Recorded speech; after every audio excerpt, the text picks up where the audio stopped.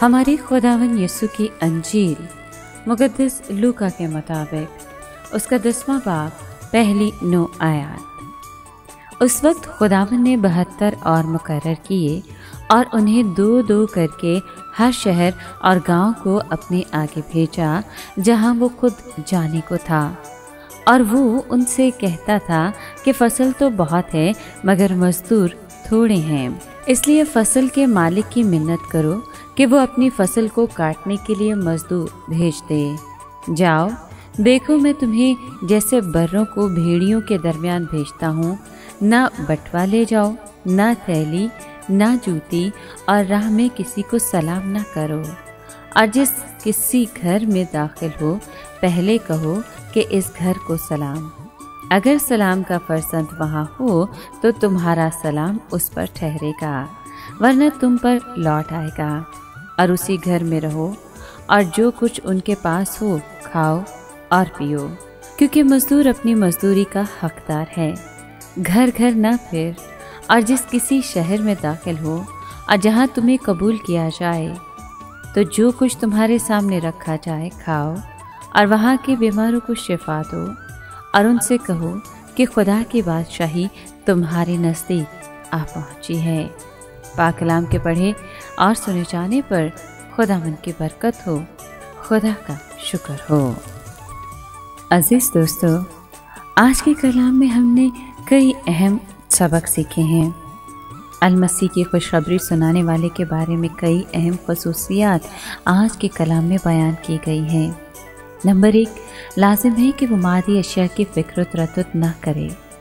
लाजिम है कि वो अपने काम पर पूरी तवज्जो दे, और लाजिम है कि वो मादी अशिया के हसूल के लिए खिदमत ना करे।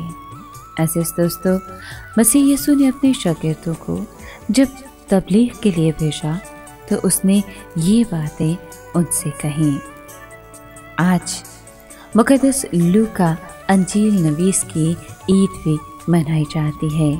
लूका एक तबीब था जो कई बार पौलुस रसूल का हमसफ़र रह चुका। उसने ये अंजील गालिबन 60 से 65 ईस्वी के दौरान एक मोअज़्ज़िज़ यूनानी शख्स तमफलूस के लिए तहरीर की।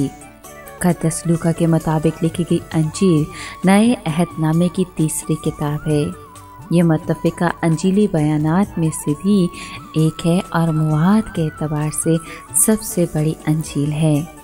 लूका ने इस अंजील में मसीह यीशु को दुनिया के मुनज्जी और कामिल इंसान के तौर पर पेश किया है।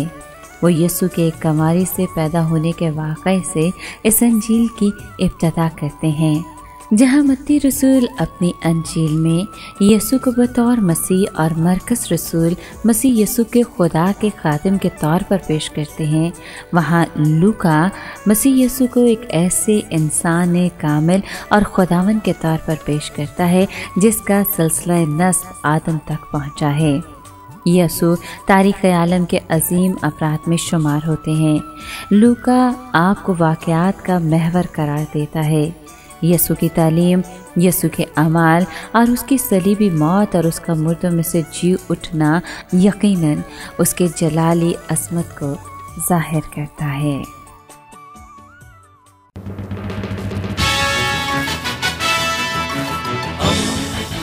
दोस्ती का पैगंबर, रेडियो वेरितास एशिया।